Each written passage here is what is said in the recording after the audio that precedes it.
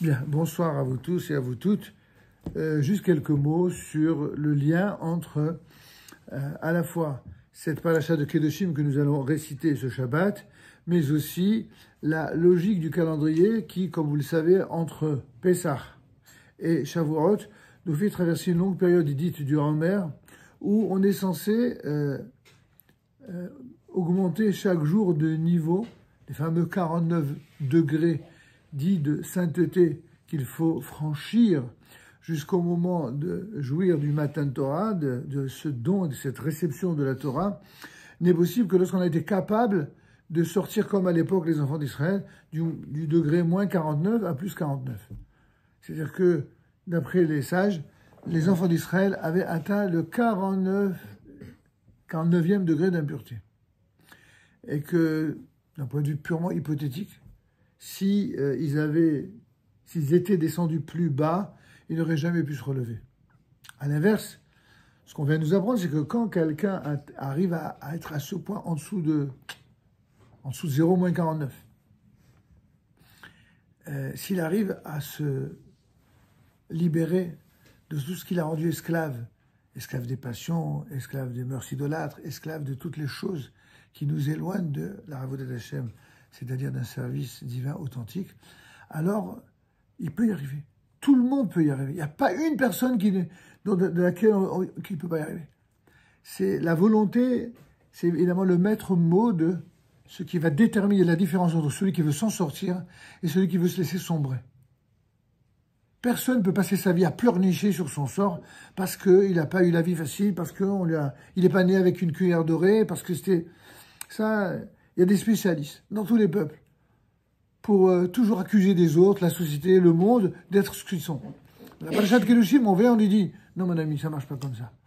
Toi, si tu veux appartenir au peuple d'Israël, ou t'en rendre digne, alors tu dois savoir que Kedoshim Tihyu, ça signifie, vous devez être capable de vivre à l'intérieur du monde tout en étant séparé de la faute. D'abord, séparé de toutes les fautes qui font tourner la tête des hommes et des femmes, et peut-être parfois plus encore les hommes que les femmes, même si ça va forcément et souvent de pair, eh bien c'est de prendre cette distance par rapport aux tentations des fautes liées justement à la sexualité, à toutes les dépravations sexuelles. Quand quelqu'un goûte à cela, malheureusement, pour arriver à passer du moins 49 à plus 49, c'est très difficile. Et même quand il y arrive péniblement, il y a toujours des séquelles, des conséquences. Pour en sortir, c'est très difficile. Pourquoi? Parce que, à moins d'être quelqu'un d'exceptionnel, en général, quand quelqu'un a fait ce qu'on appelle teshuva, c'est vrai que lorsqu'il fait teshuva, il a eu le mérite de gravir les échelons. C'est vrai. Et là-dessus, quoi la cavote, tous les sages sont d'accord pour dire qu'il a un mérite formidable. Mais il y a quelque chose qui le guette, puisqu'on a tous un Yetzer Hara, un mauvais penchant. C'est quoi le mauvais penchant de celui qui a fait les 400 coups et qui tout d'un coup, il est redevenu, on va dire, clean? C'est de se donner d'honneur, de leçons plus que les autres, en oubliant son passé. Alors sinon, on n'a pas le droit de lui rappeler son passé. Lui, par contre, il n'a pas le droit de l'oublier. Il faut faire attention à ça. Quand quelqu'un a fait les 400 coups, il doit rester un petit peu humble. Et faire attention. Parce que sans cela, cette teshuva, elle ne sera pas une vraie teshuva. Elle ne sera pas aboutie. Pourquoi? Parce que la nature de l'être humain est ainsi faite que, des fois, donner des leçons aux autres, c'est soit pour arriver à supporter le poids du changement dans sa propre existence, c'est difficile, et donc pour valoriser son changement à ses propres yeux et aux yeux des autres, alors il a besoin, par exemple, de dire du mal de ceux qui ne le ressemblent pas aujourd'hui, mais qui lui rappellent ce qu'il était hier. Ça ne marche pas, ça, mes amis. Quand la Torah, elle dit, vous aimerez l'étranger parce que, vous aimerez l'étranger parce que vous avez été étranger en Égypte, ça veut dire que nous, on ne doit pas ressembler à ceux qui disent que, parce que moi j'en ai bavé, il faut que je fasse baver les autres. Pas du tout. C'est tout le contraire de la morale juive, ça. La morale juive, c'est parce que toi, tu as été étranger, alors tu dois avoir de la considération pour l'étranger. Parce que tu as souffert, alors tu ne vas pas faire souffrir les autres. Sauf que les gens qui sont des plus grands donneurs de leçons à Israël aujourd'hui, c'est le contraire. Ils ont pourri Israël, ils les ont spoliés, ils les ont violés, ils les ont volés, ils leur ont fait les pires vilainies pendant 2000 ans, et ce sont les héritiers de ces gens-là qui veulent donner des leçons à Israël de savoir comment ils doivent se comporter avec les mauvais voisins, et leur donner des leçons de morale. Vous comprenez la différence? Alors, dans Kiddushin, on te dit non. Il faut que tu apprennes à comprendre, à considérer que pour être quelqu'un de bien, tu peux pas être quelqu'un de bien simplement parce que tu as compris intellectuellement une leçon de morale, puis tu vas la donner aux autres, et puis tu pourras me faire croire que tu vas être en mesure et légitime à donner des leçons, alors que toi-même, par en dessous, on ne sait pas ce que tu fais. Mais il y en a un qui sait, c'est lui. Lui, il voit tout. Il n'y a pas besoin ni de vidéos, ni de réseaux sociaux. Lui, il sait tout. Et t'inquiète pas que tôt ou tard, si tu fais les choses par en dessous, eh bien, il te mettra devant tes propres incohérences. Ou il devra rencontrer la personne, homme ou femme, qui va t'en faire voir toutes les couleurs, justement, parce que tu n'es pas authentique. Parce que tu fais croire ce que tu es, mais que tu n'es pas. Pourquoi je vous dis tout ça, mes amis? Parce que c'est important de comprendre que la réussite dans la sainteté, c'est d'abord une logique dans laquelle il faut s'inscrire. Il faut s'inscrire dans une logique de sainteté. Vivre, s'habituer à vivre selon les règles de la Torah et des mitzvot dans la sainteté. C'est ce que dit Rashi. D'abord, première condition, soyez séparés de toutes les relations interdites, physiques. Une fois que vous avez réussi sur ce qui est peut-être la chose la plus dure pour l'être humain, alors vous attaquez à l'ensemble des mitzvot de la Torah. Et vous êtes dans la logique qui vous permettra de gagner, échelon après échelon, étape après étape, les 49 degrés, les vertus vous permettant d'accomplir tous les mitzvot. Effectivement, le juif idéal, celui qui recherche le culte parfait, pour reprendre l'expression du Messilat Yesharim, de Rabbi Moshe Chaim Luzzatto, c'est quoi? Tu feras savoir à ton cœur que c'est lui qui est Dieu. Il n'y en a pas. Il n'y a pas 50 dieux. Il n'y a pas le Dieu des Juifs, le Dieu des chrétiens, le Dieu des musulmans, le Dieu des idolâtres. Non. Tout ça, c'est de la blague. Le premier des 10 commandements, Ani Adonai Elohecha Asher Hotzeicha Me'eretz Mitzrayim. Je suis l'Éternel ton Dieu qui t'ai fait sortir d'Égypte. Pourquoi il n'y a pas marqué je suis l'Éternel ton Dieu qui a créé le ciel et la terre? C'est pas le même Dieu? Oui, c'est le même Dieu, seulement si. On avait dit, dans le premier des 10 commandements, je suis l'Éternel ton Dieu qui a créé le ciel et la terre. Toutes les nations du monde auraient pu dire, Dieu qui a créé le ciel et la terre, mais c'est notre Dieu aussi. Nachon, c'est ton Dieu. Seulement, la définition de Dieu, il faut l'écouter de la bouche de Dieu, pas de la bouche des faux prophètes. Si tu veux savoir qui est le Dieu de l'humanité, c'est le Dieu d'Israël. C'est pas simplement le Dieu qui a créé le ciel et la terre, c'est le Dieu qui les a libérés de l'esclavage d'Égypte. Et donc, quand quelqu'un il est né juif, il doit comprendre cela. Quand quelqu'un voudrait se convertir au judaïsme, il doit comprendre que la Torah à laquelle il s'engage, le Dieu qui s'engage à servir, c'est pas un Dieu qui est commun, comme on dit aujourd'hui, c'est une mode très consensuelle. Le Dieu commun de toutes les religions, pas du tout. Dieu, il n'est pas le Dieu commun des religions. Le Dieu de toute l'humanité, c'est le Dieu d'Israël. C'est très différent. Ça n'a rien à voir avec la manière dont vous habituez pour être consensuel. Ça ne veut pas dire qu'il faut mépriser les autres religions. Jamais, ne nous faites jamais dire ce qu'on ne dit pas. Il faut respecter tous les gens qui sont sincères. Il y a même Igmara qui le dit.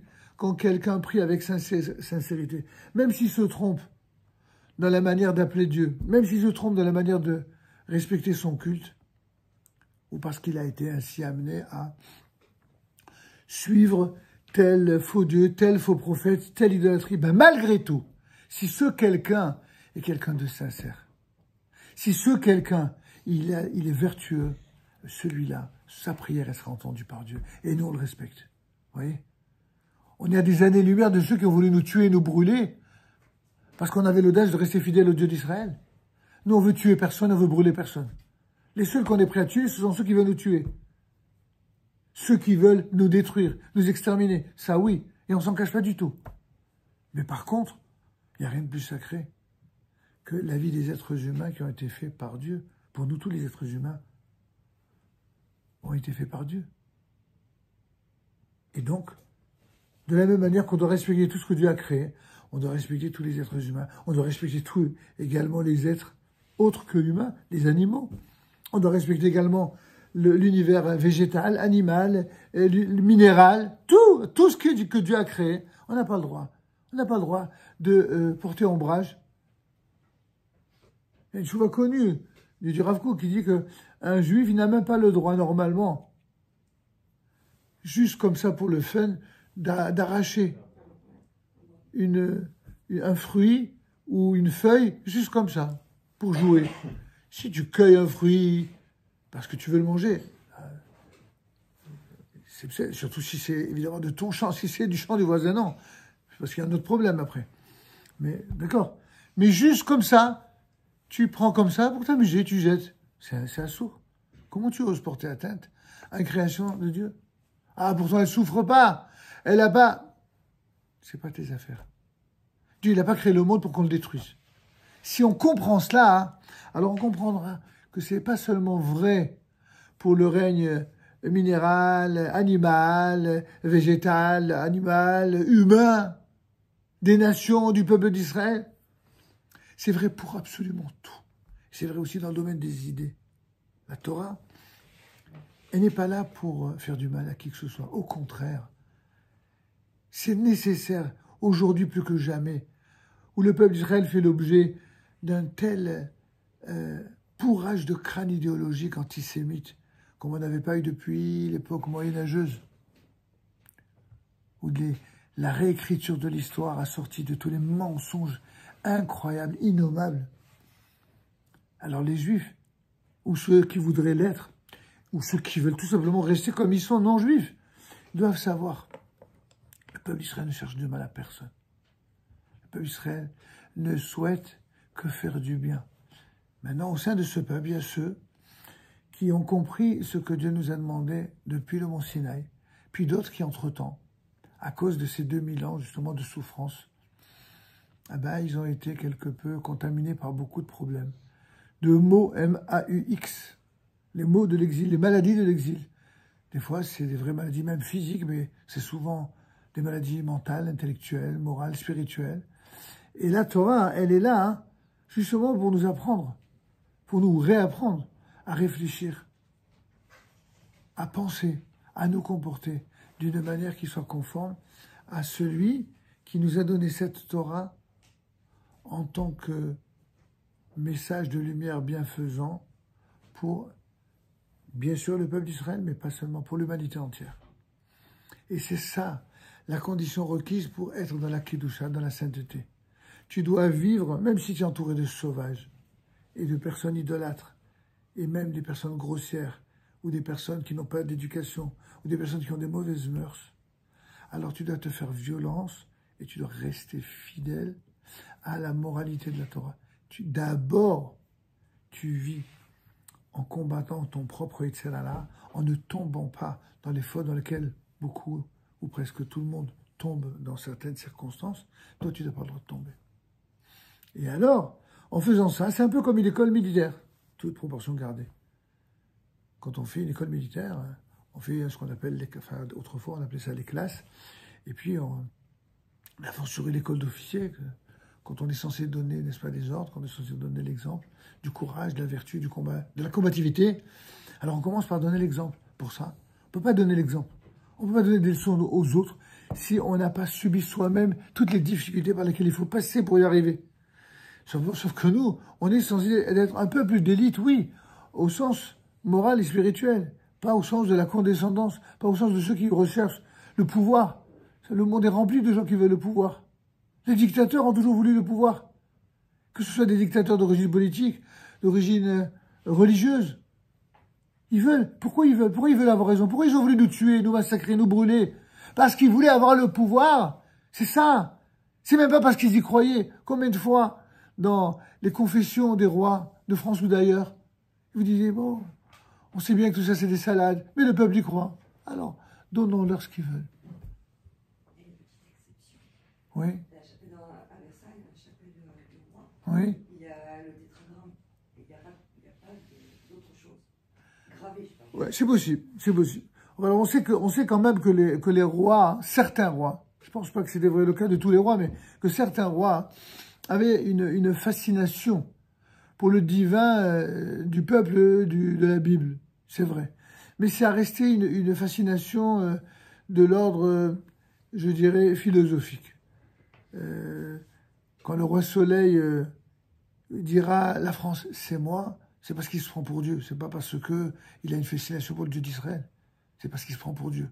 Et quand il va faire construire Versailles, c'est sur le sang d'innocents qu'à chaque fois qu'il pourra, moyennant même des comportements absolument innommables, eh bien, ils sont tellement fiers, ici ou ailleurs, hein, et pas qu'en France, hein, d'avoir réalisé des choses merveilleuses qu'on ne fait plus comme avant. Et tu parles sur le sang de gens, de petites gens innocents, des gens qui naissaient paysans, qui mouraient paysans, qui crevaient. Et c'est pas que pour les temps anciens, pour aux États-Unis. Vous n'avez pas entendu le pont de New York et tous les ponts où les gars qui ont été emmurés, où ils ont été enterrés vivants, parce qu'il fallait qu'ils aillent vite et qu'ils ne pouvaient pas se permettre de perdre le temps à sauver la vie de quelqu'un sur le sang. Et des choses magnifiques ont été créées parmi les nations, dont elles se vantent. Est-ce que les gens savent à quel prix ordurier sur les êtres humains cela a été fait? C'est pas de cette manière que le temple de Jérusalem a été construit. Et pourtant, même le temple de Jérusalem, qui pourtant a été construit selon des règles de sainteté, de pureté, d'intention sainte, de sainteté et de sacré, quand le peuple qui va habiter en Israël et qui va incarner cette sainteté à produire dans le monde, eh bien, n'aura même plus le respect de sa propre maison. Cette maison, elle va devenir une maison comme les autres. Et si la maison n'est plus Beth Kedusha, la maison de la sainteté, bien une maison où on peut y faire n'importe quoi, alors du coup, cette maison-là, elle va être détruite. Elle perd sa sainteté. Est-ce que vous réalisez que d'après les Midrashim, je n'ose même pas vous dire qu'est-ce qu'on dit de ce qui se faisait à l'époque du temple de Jérusalem en plein Beth Amikdash. Aujourd'hui, si quelqu'un de l'État d'Israël n'est pas sérieux, et il a envie de faire les 400 coups sur le plan des mœurs, au moins il va se planquer dans une chambre d'hôtel. Il y en a qui faisaient ça en plein temple.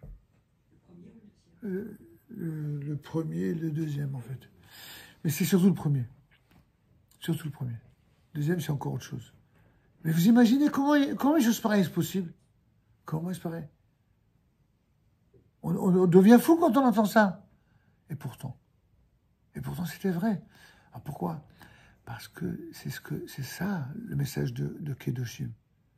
La Kedusha, c'est pas du blablabla. La Kedusha, bien sûr qu'il faut étudier la Torah, bien sûr qu'il faut en parler, bien sûr qu'il faut la communiquer, mais il faut surtout la vivre. La Torah, c'est pas quelque chose qui est une leçon intellectuelle. Parce que même la morale, on peut l'intellectualiser.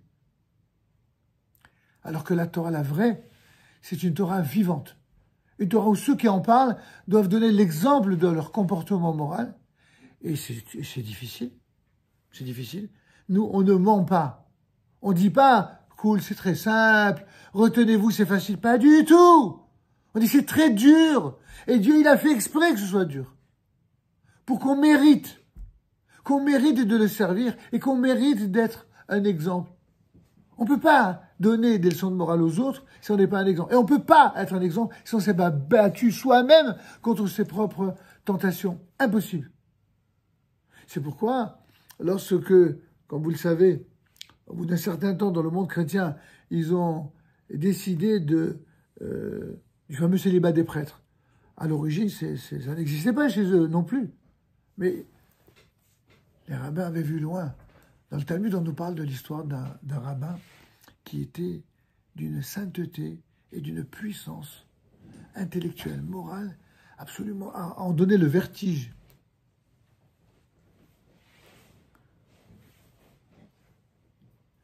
Et le yéyé qui est, comme vous disiez déjà, j'ai un trou de mémoire, excusez-moi, j'ai oublié même son nom. Dans une des premières règles du Shulchan Aruch de Eben Haezer, où il y a un maître qui dit « Moi, il n'y a aucune femme sur la terre qui va me donner toutes les jouissances que peut me donner la Torah. » Et il était sincère, et il était du niveau de le dire. Les rabbins lui sont tombés dessus, il lui dit « L'Aziz, tu te calmes. Ça ne marche pas, ça. On sait que toi, ce que tu dis, tu es sincère et que c'est vrai, que tu es du niveau. Mais tu t'imagines si les êtres humains s'amenaient à penser comme toi, ou à croire que c'est possible pour monsieur tout le monde, alors demain, on aura des gens qui vont tous se faire passer pour des saints et qui feront toutes les pourritures par en dessous. Regardez. Ben Azaï, ça vient de me revenir. Ben Azaï. Et ils l'ont désavoué. Et c'est pour ça qu'on l'appelle pas Rabbi comme les autres, mais fils de son père. Ben Azaï. Il a été destitué du nom de Rabbi. Pourquoi? Ça marche pas, mon ami. La Torah, c'est pas pour les anges. Les anges, ils ont aucune aspiration, aucun désir, aucune envie. Un Talmid Chacham, un être humain, quel qu'il soit, juif ou non juif, Talmid Chacham ou simple, il a des désirs, il a des envies, mais il doit les contenir, il doit les maîtriser. Et c'est ce que la Torah nous permet de faire. D'autres ont voulu, entre guillemets, se la jouer. On ne peut pas avoir l'amour pour le Seigneur et l'amour pour une femme. Donc, célibat des prêtres. Et puis, bon, vous connaissez la suite par délicatesse, puisque c'est une vidéo publique. Je ne vais pas faire de commentaires sur ce que ceux qui se prenaient pour des amoureux de Dieu, eh bien, parfois, sont, comme dirait l'autre, père et grand-père de famille. C'est connu. Parce que c'est pas possible. C'est pas humain. C'est pas humain. C'est pas normal. Et la Torah, elle dit clairement, un rabbin qui n'est pas marié ne peut pas rester rabbin. C'est pas possible. On ne peut pas parler à des hommes et des femmes et parler de choses qui sont importantes, qui sont... D'ailleurs, j'avais une vraie amitié qui s'est créée avec un des prêtres qui venait à une rencontre qu'à l'époque j'avais accepté de faire par sympathie pour ce prêtre qui me l'avait demandé. Et bon, on avait fait des échanges très intéressants. Et il m'a dit, tu sais, des fois je t'envie, mais vraiment très sincèrement, du fait d'être marié, pas pour les raisons physiques. Il dit, parce que quand les gens ils viennent à la confession et qu'ils me parlent de leurs problèmes de couple, j'ai l'air d'un abruti, je ne sais pas quoi leur dire. Je dis ce qu'on m'a dit de dire, mais en fin de compte, je ne suis pas passé. Tandis que je le vois bien que, genre, bon, ils m'écoutent parce qu'ils sont polis. Mais alors que toi, tu es marié, tu as des enfants, tu sais de quoi tu parles. Donc les gens, ils savent que tu partages avec eux quelque chose qui est un vécu. Et ça, c'est le témoignage d'un prêtre catholique. Hein, c'est pas... Et qui était, en tout cas, en plus, quelqu'un que je respectais beaucoup, parce qu'il était vraiment quelqu'un de sincère, de profond. Mais vous comprenez qu'à un moment donné, ce qui est valable pour une exception comme ça, c'est pas valable pour la plupart des êtres humains. C'est pas humain qu'un homme puisse vivre sans être confronté à la réalité de la vie humaine avec une femme, pas uniquement pour la dimension charnelle ou physique, mais pour tout ce qu'une femme elle apporte à un homme. Un homme, nous dit la Gemara, une marque très connue, qu'un homme qui vit sans être marié, il vit sans être heureux, il ne connaît pas le bonheur, il ne connaît pas la protection, il ne connaît pas, il est sans muraille, sans protection, sans Torah. Et il n'est pas un homme. Waouh. Il n'est pas un homme. Mais il y a plein de Bachurim qui sont des super hommes, qui étudient la Torah, qui ne sont pas encore mariés. Ça veut dire quoi? Ils ne sont pas des hommes. C'est pas ça que ça veut dire. C'est-à-dire qu'il y a... Ne confond pas un homme dans le sens avoir la capacité d'être un homme ou avoir passé la bar mitzvah et être un homme dans le sens celui qui assume sa responsabilité au sein d'un couple, d'un foyer, d'une famille, d'une communauté, d'un peuple, d'une nation, voire même de l'univers tout entier de l'humanité. Ça, c'est un homme. Quelqu'un qui assume. Et le fait d'être marié, c'est juste pour l'assumer de manière plus agréable, plus enthousiaste. Parce qu'effectivement, ce qu'une femme apporte à un homme ou un homme à une femme, c'est l'enthousiasme, la joie de vivre. C'est pas quelque chose qui se réduit à quelque chose d'animal. Sinon, les animaux font ça aussi bien. Hein. Non, non. C'est pas ça un homme. Un homme, c'est celui qui est capable, tout en ayant une vie épanouie sur le plan des sens, sur le plan physique, de ne pas en être esclave, mais de savoir les dominer. C'est pas facile, mais grâce à Dieu, c'est ça la Kedusha. Vis dans la sainteté, et Dieu va donner la force, il va donner les moyens d'y arriver. Et là, ça vous donne une qualité d'être, une qualité d'âme, une qualité de vie et une possibilité de gravir les échelons pour arriver à cette fameuse exemplarité que Akadosh Baruch Hu attend de nous.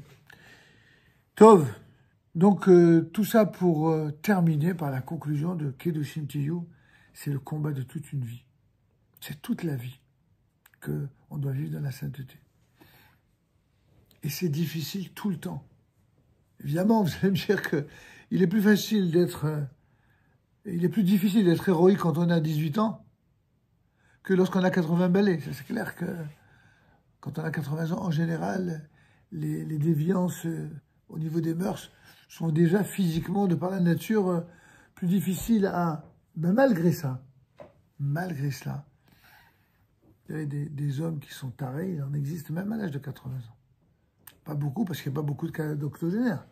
Mais un homme, même quand il est plus, on va dire, opérationnel, entre guillemets, ou lorsqu'une femme ne l'est plus, si dans sa tête, à lui ou à elle, ils sont encore dépravés, malheureusement, cette dépravation, elle restera comme gravée dans le marbre. Qu'est-ce qui permet à quelqu'un de quitter la dépravation? C'est de le vouloir et de le décider très fort et de créer les conditions pour s'en sortir. Sans ça, rien. Surtout dans notre génération où tout est fait pour que tout le monde perde la tête, hein, ça c'est clair. Donc Kedusha, c'est ça. C'est ça. Kedushim dit, soyez séparés des relations interdites, soyez séparés de l'univers des transgressions. Si vous vivez dans cette logique-là toute votre vie, jour après jour, nuit après nuit, et que vous créez autour de vous les conditions de faisabilité, de réalisation de ces choses-là, alors avec l'aide de Dieu, Dieu va vous récompenser. Comment il va vous récompenser? Eh bien, de gagner le combat. Parce qu'en fin de compte, il n'y a que si Dieu est à nos côtés qu'on sort gagnant. Sinon, on est foutu. On est foutu. C'est la fameuse question du Romain, un de nos grands maîtres du Talmud. Il dit, moi, le mauvais penchant, à quel moment Dieu l'a créé? Il l'a créé au moment de la conception d'un enfant, de la rencontre entre un homme et une femme. Et que l'enfant commence à naître avec les deux cellules, là, au début, ou alors au moment, à la fin, au moment où il est sur le point de sortir de la matrice. Alors le rabbin lui répond, c'est au moment de la conception. Et le Romain dit, c'est marrant ce que tu me dis là. Moi j'aurais cru le contraire. J'aurais cru que c'était au moment de l'accouchement. Et il dit, pourquoi? Il dit, parce que si c'était au début de la conception, puisque le rôle du mauvais penchant, c'est de faire mourir la volonté. Alors de la même manière, le fœtus, il mourrait à l'intérieur même du ventre de sa mère. Le rabbi réfléchit, et le Talmud sans transition nous dit, il est allé donner cours aux élèves. Il leur a dit, j'ai pris une leçon d'un idolâtre aujourd'hui. Il est en train de dire que c'est lui qui avait raison. C'est pas lui, ce qu'il a dit, lui, le rabbin qui était juste, c'est ce que l'idolâtre a dit. À savoir que le Yitzhak, le mauvais penchant, il n'est pas créé au moment de l'acte, au moment de la venue, du commencement de la gestation, de la grossesse. Non, c'est au moment où le bébé, il sort de la matrice. Mais il ne s'arrête pas là. Il dit à ses élèves, et d'où je sais que c'est lui qui a raison, parce que la Torah nous le dit. C'est-à-dire que même si un non-juif dit quelque chose de juste, on n'hésite pas un seul instant à dire qu'il a raison. Mais on ne peut pas imaginer qu'il ait raison sans que cette raison-là, elle ait une source dans la Torah. Et c'est pourquoi il citera un verset de la Torah, dans lequel il est dit, au tout début de Bereshit, la petah hatad robetz. À l'entrée de la porte, la faute, elle est tapie. C'est-à-dire qu'elle nous attend au tournant. Certains le disent d'ailleurs, au sens figuré, que c'est pour ça que lorsqu'on rentre dans chaque porte, puisqu'à chaque porte, eh bien, la faute nous attend au tournant, donc on met une mezouza, on respecte le commandement de mettre la mezouza à droite, on embrasse la mezouza, C'est comme si on crachait de l'autre côté, en face de la mezouza, en disant « Tu m'attends au tournant pour faire de la faute, tu m'auras pas. » J'embrasse la mezouza et je m'inscris dans la sainteté de cette mezouza et dans la sainteté de ce qu'elle représente, toutes les mitzvot de la Torah, et je tourne le dos à la faute. De la même manière, dira ce rabbi, il dit, au moment où la matrice va permettre le passage du bébé, c'est à ce moment précis que Dieu va mettre le Yetzer Hara. Ça veut dire quoi? L'entrée de la porte, c'est la matrice, au sens figuré. La matrice devient l'entrée de la porte. C'est-à-dire que dès que on sort, que le bébé sort à la tête de la matrice, c'est à ce moment précis que Dieu inocule ce fameux mauvais penchant. Et pourquoi Dieu fait ça? Quel gâchis! C'est ça la vie. Dieu nous a donné la vie que pour nous battre. Quand quelqu'un n'a pas d'idéal dans la vie, eh ben, il se bat pas. Il se laisse aller. Tous les losers de la création, tous ceux qui renoncent à tout, sont des gens qui n'ont aucune joie de vivre pour se battre pour aucun idéal. Leur seul petit idéal, c'est leur ego, leur plaisir, leur personne. Ça, c'est quand le mauvais penchant, il est le chef. Viens Dieu nous dit tant, je te mets le mauvais penchant pour que ce soit toi le chef. Seulement attention, ce ne sera pas facile. Tu sais pourquoi? Parce que c'est la guerre avec un ennemi impitoyable, implacable, le pire de tous les ennemis que tu pourras jamais avoir. Pourquoi? Parce qu'il ne meurt jamais. Tu l'auras en permanence. Il faut que tu le domines, mais il sera là. C'est pas à la limite l'armée, un salopard qui veut te tuer, tu as l'obligation de le tuer avant qu'il te tue. Ok. Mais le Yetzirah, lui, tu ne le tueras jamais. Pourquoi? Parce que le Yetzirah, il vit aussi longtemps que tu vis. Le Yetzirah, il vit depuis la matrice de la mer jusqu'à la matrice de la terre. Depuis le moment où il sort sa tête de la matrice maternelle jusqu'au moment où on va l'enterrer dans la tombe. C'est ça la matrice de la terre. C'est dur, hein? Rappelez-vous, le dur bonheur d'être juif, c'est d'avoir conscience de cela. Vous avez encore des juifs sympathiques, au demeurant, qui vous disent « Ouais, il faut kiffer. » J'en ai encore là. Jamais tu grandis. Il faut kiffer. Franchement. Vous savez qu'est-ce que ça veut dire kiffer? Non, l'origine du mot kiffer, ça vient du mot kif. Le kif, c'est la drogue en arabe. C'est quoi le kif? C'est être heureux d'être esclave, d'être addict. C'est tout le contraire de la raison pour laquelle Dieu nous a libérés de l'esclavage d'Égypte. Dieu ne nous a pas libérés pour être des esclaves, mais des serviteurs de Dieu. C'est pour ça qu'il y a marqué « Ve'it'anag al Adonai ». Ça fera le lien avec les dynimes de Shabbat qu'on va reprendre. « Ve'it'anag al Adonai », c'est quoi? Tu kifferas l'Éternel. En traduction un peu plus, je dirais, littéraire, tu te délecteras en l'Éternel. Ça, oui. Tu te délecteras en l'Éternel, ça, c'est permis. Kiffer l'Éternel, kiffer Dieu, ça marche. Mais kiffer uniquement le bourrin, chouillode, ou kiffer juste tel ou tel, on te demande pas de ne pas kiffer la nourriture. Si, on te demande ça le Shabbat. Il y a effectivement une mitzvah également de kiffer la bonne nourriture et les bonnes boissons le Shabbat. Pourquoi le Shabbat? Parce que c'est le seul jour de la semaine où lorsqu'on fait quelque chose de physique, on le fait en même temps quelque chose de spirituel. Manger en l'honneur du Shabbat, avec l'esprit du respect du Shabbat, en respectant les règles du Shabbat, faire cela, ça s'appelle kiffer l'Éternel, et donc c'est kasher. Dans ce cas-là, tu peux même kiffer ta bourra et ta zloubiya, je sais pas ce que tu veux. Pas de problème. Parce que tu nourris et ton corps et ton âme en même temps. C'est le Shabbat. Mais en dehors du Shabbat, il n'y a aucune mitzvah de kiffer. Pas du tout. En dehors du Shabbat, tu ne manges que parce qu'il faut que tu vives, c'est tout. Et que tu n'as pas le droit de dépérir. Tu as besoin de force pour faire ta avodat Hashem, alors tu manges. Pas besoin de manger comme un goinfre, tu manges juste ce qu'il faut. Shabbat, tu peux kiffer. Mais il ne faut pas non plus que ce soit une orgie de kiff. C'est stupide. Ça n'a plus rien à voir avec le judaïsme, avec la Torah. Tu manges, c'est où? Pas au point de devenir malade. Il y a un rave qui disait toujours que... Un élève qui lui disait « Oui, mais Rav, quand c'est tellement bon comme ça me fait de la peine de jeter. » Et du tac au tac, il a dit « Tu as peur de jeter à la poubelle? Et ton corps, c'est une poubelle? » Non, on t'a pas dit de jeter. Tu gardes pour après Shabbat. Tu gardes pour donner à quelqu'un qui n'a pas de quoi manger.